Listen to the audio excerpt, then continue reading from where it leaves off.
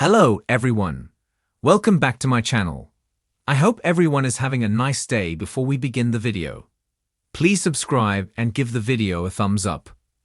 General Hospital Weekly Predictions see Sonny Corinthos, Maurice Bernard, Surgery Scare, Jocelyn Jacks, Eden McCoy, having to play dirty, and Willow Tate Corinthos, Caitlin McMullen, being completely stunned. Today, we have predictions for Jordan Ashford, Tanisha Harper, and Isaiah Gannon, Sawandi Wilson, for Willow Tate, Caitlin McMullen, and Drew Kane Quartermain, Cameron Matheson, for Jocelyn Jacks, Eden McCoy, and Emma, for Laura Spencer Collins, Jenny Francis, and also for Sonny Corinthos, Maurice Bernard. Let's get right into it. Our first prediction: Jordan pushes Isaiah away, but he may not go. We got spoilers for this on Monday. Jordan and Isaiah come to a decision. Last time we saw Jordan and Isaiah talking, she told him she had resigned as Laura's deputy mayor, and that she was going to go work for Sidwell, Carlo wrote her. She and Laura had set up that public confrontation where they were going to disagree about Sonny and the Esplanade. The original plan was for Jordan to criticize Laura, and then for the mayor to fire Jordan, and then she'd go to Sidwell about the job. But Jordan wanted Laura's reaction to be completely authentic, completely believable, so she flipped the script and surprised her. She didn't criticize her, she declined to comment, but said that was why she was resigning. Sure enough, Sidwell came calling and made Jordan a very lucrative offer. But it's not about the money, of course, and she is taking the job. She's going to be on the inside. And Jordan hopes to be able to take the guy down, take Sidwell down hard. But how much is Jordan willing to give up to make it happen? Well, it looks like everything. Isaiah couldn't believe it. And then he was even further shocked when Jordan said that what they're doing needs to end. He's not going to like it. But Jordan wants to protect Isaiah. Plus, it'll be a lot more difficult for Jordan to keep it secret that they're dating once she's working for Sidwell. She's going to be at his beck and call. Plus, he may feel comfortable dropping by Jordan's place whenever he wants. And she just can't risk him finding Isaiah there.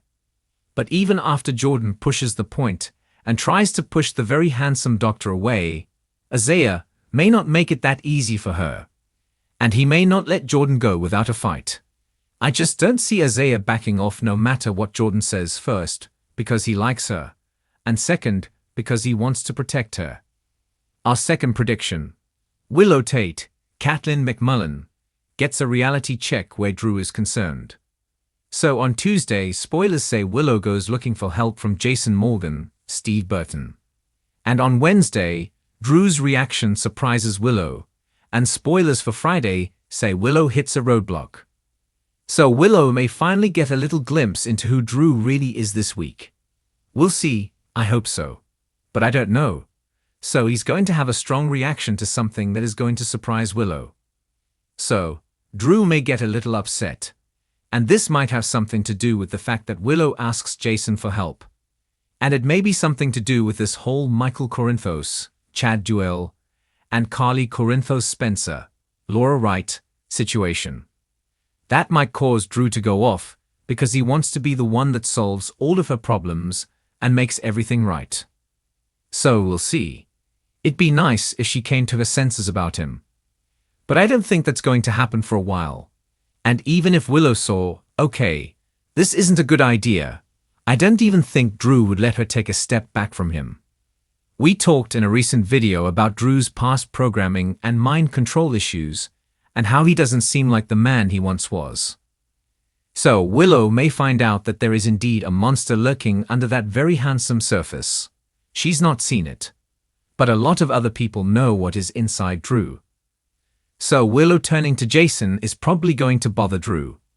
He despises his twin, because even though he's a mob hitman, an enforcer, he's got Quartermain family approval that Drew will never have at this point.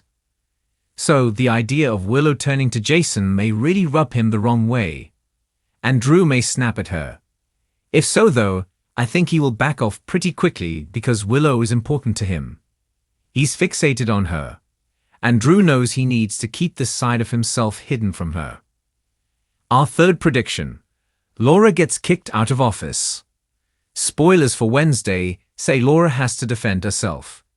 So things are looking pretty bad for the mayor of Port Charles.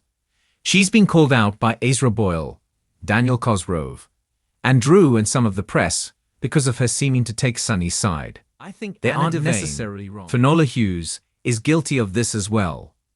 She's so concerned about Sidwell, meanwhile utterly unconcerned about Sunny and Jason. It's very ironic.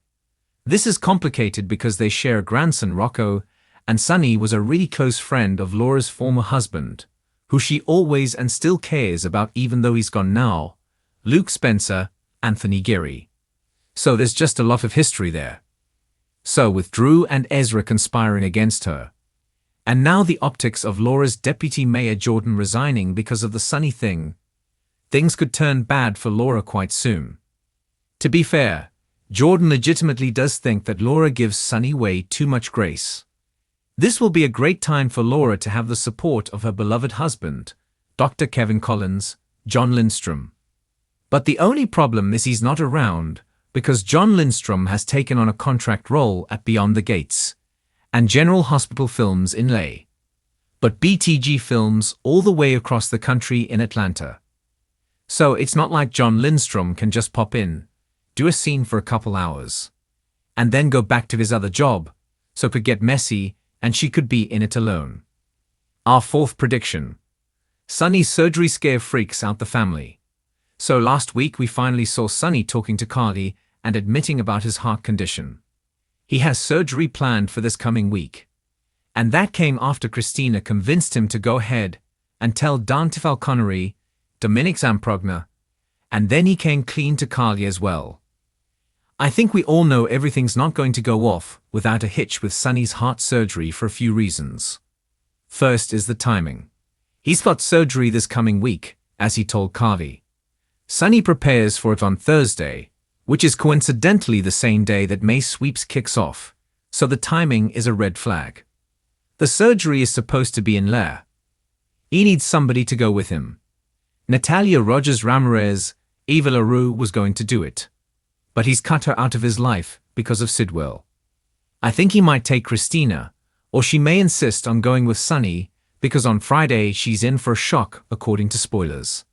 And it may be about her dad, and also on Friday spoilers say Carly gets news about Sunny's prognosis. So maybe the doctors get in there, get inside his heart, and they find out things are worse than they thought. And that's the bad news Carly and Christina get. Sunny may have put off the heart surgery too long while he was trying to investigate who hurt Michael Corinthos, Chad Duell, and now Sunny's health could be far worse than he realizes. Surgery during May Sweeps is always a bad idea for anybody. Our fifth and final prediction. Jocelyn Jacks, Eden McCoy, sabotages Emma. She's fully committed to her WSB mission. So in Monday's promo, Jocelyn asks Emma why she's always angry with her. They're tangling. Joss's first assignment is to get the job as Professor Henry Dalton's, Daniel Goddard, assistant. And the problem is Emma seems almost like a shoo-in to get the job. And Dalton doesn't seem too impressed with Jocelyn, so she needs to get Emma out of the way so she can achieve her mission. Two things happen. Jocelyn recently found out about Emma's criminal record, so she may play dirty and bring that to Professor Dalton's attention. But he seems sketchy, so I'm not sure he would care. Jocelyn let somebody at PCU know about Emma's criminal record, and then she might be banned from being a part of any program like that. And of course that would make Emma hate Jocelyn, but she's going to have to get ruthless if she wants to make it as a WSB agent. And she can't drop the ball on her first assignment. I rewatched a clip the other day, by the way, of Drew trying to trick Victor Casadine, Charles Shaughnessy, into admitting he was trying to activate his programming. Drew had him right where he wanted, but then Carly showed up uninvited, butted in, and was like video recording on her phone. She ruined everything. This is something that Carly does all the time. She doesn't listen to people. She shows up where she's not supposed to be, she meddles. And he actually makes things worse, and I feel like Jocelyn inherited that gene. But by making her a WSB agent, they can use that talent for good instead of for chaos, so we'll see how it goes. Port Charles has never been short on scandal, but in the coming weeks, chaos will erupt on every front. As relationships falter, secrets surface, and lives hang in the balance, fans can expect the unexpected. Sonny Corinthos faces a health crisis that threatens not just his life, but his legacy. Jocelyn Jacks takes a dark turn that could shatter her innocence for good. And Willow Corinthos is about to be blindsided by a betrayal that could leave her reeling. These aren't just twists, they're turning points, and they could reshape the canvas Sonny of Corinthos General has Hospital weathered forever. storms before, but nothing could prepare him, or the people who love him, for the possibility that his own body could betray him. After a series of erratic mood swings, blackouts, and unexplained pain, Sonny is finally forced to confront the reality that something is seriously wrong. Though he tries to keep it quiet, his symptoms worsen and grow impossible to ignore. It's Ava who first insists he see a doctor, pushing him to get tests run when he nearly collapses after one of his infamous temper outbursts. At first, Sonny resists. But a secret consult with Portia Robinson changes everything. What she finds sends up red flags, a rare neurological condition that, left untreated, could not only take Sonny off his feet, but rob him of his faculties entirely. Portia quietly arranges further testing, all while Ava wrestles with how much to tell others. But when Carly finds out, thanks to a slip from Donna, she confronts Sonny with the force of someone who's been through his worst and still stood by him. Their conversation is raw, filled with old pain and flickers of the fire they once shared. Carly demands he be honest with their children, but Sonny refuses. He wants to protect them. He wants to handle this alone. But this is Sonny Corinthos. Nothing ever stays secret for long. News leaks. Dante finds out first. And what begins as worry quickly becomes a mission. He's not just concerned about his father's health.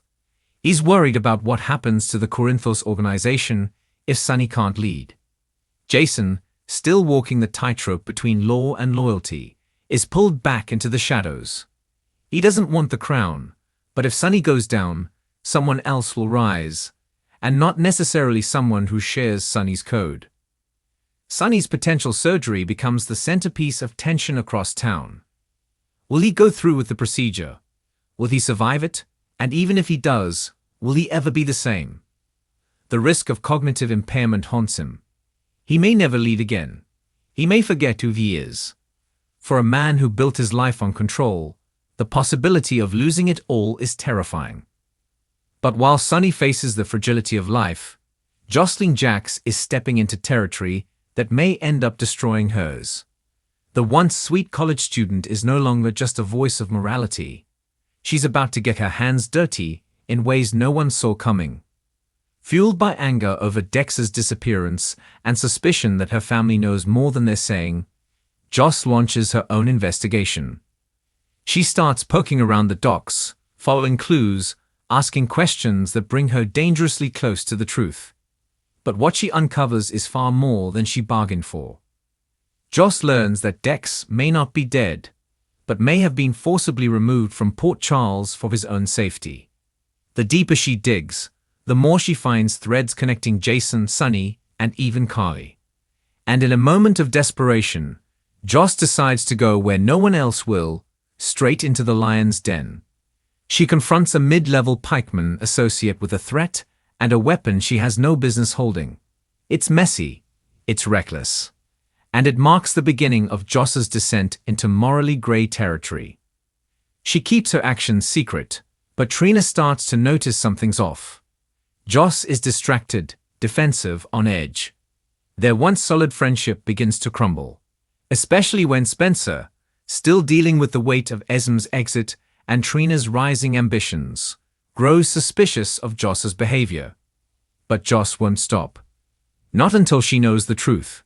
And when she finally gets it, the cost may be higher than she ever imagined. Because there's one more twist. Dex's reappearance may not be the reunion she dreamed of. He's changed, hardened, and not entirely on her side anymore. Meanwhile, Willow is bracing for a different kind of impact. Life after leukemia was supposed to be about rebuilding, but nothing in Port Charles stays peaceful for long. When she overhears a conversation between Michael and Drew, Willow is stunned to learn that Michael may have been pulling strings behind her back again. At first, it seems small, just a business move, a protective choice. But as she digs deeper, it becomes clear. Michael hasn't told her the full truth about his involvement in the SEC case. He wasn't just trying to protect his family. He was playing puppet master. She fought so hard to survive, to build a new foundation for their marriage, only to find out that the man she loves still doesn't trust her with the truth. Her heartbreak turns to fury when she realizes Nina may have been right about some things, and that Carly's influence over Michael hasn't faded as much as he claimed. Willow's faith in her marriage cracks. And then, just when it seems things can't get more complicated, she receives a message that rocks her world even further. A letter from Harmony, written before her death, hinting at one final secret. As Willow races to uncover what her mother meant, Nina finds herself reluctantly drawn back into the family she lost. Wiley begins asking questions about who his real grandmother is, about why Willow avoids Nina at every turn. Michael wants to shield him, but Willow begins to question whether she's doing the right thing. She doesn't want to follow in the footsteps of those who lied to her, and that internal conflict could be the beginning of an unexpected reconciliation, one that will infuriate Carly and ignite a brand new round of family warfare. Elsewhere in Port Charles, Brooklyn, and Chase's wedding planning takes a sharp detour when Lois uncovers a deeply buried family secret, one that could change everything for the Quartermain line. At first, Lois keeps it to herself, unsure how to share the news. But Tracy gets wind of it, and suddenly the entire family is on high alert. Tracy wants it weaponized. Lois wants it buried. And Brooklyn, caught in the middle, starts to wonder if she ever truly knew the people who raised her. As the walls close in around nearly every major family in Port Charles, alliances are tested, old enemies emerge, and familiar faces return with scores to settle. But the biggest danger may not come from the mob or the boardroom. It may come from within. Because the longer Sonny delays his surgery, the more vulnerable he becomes. And if he falters, there are more than a few waiting to seize his throne. And through it all, the heart of Port Charles keeps beating, fiercely, messily, and with more secrets than ever simmering beneath the surface. Thanks for watching this video, and please subscribe our YouTube channel for more update news.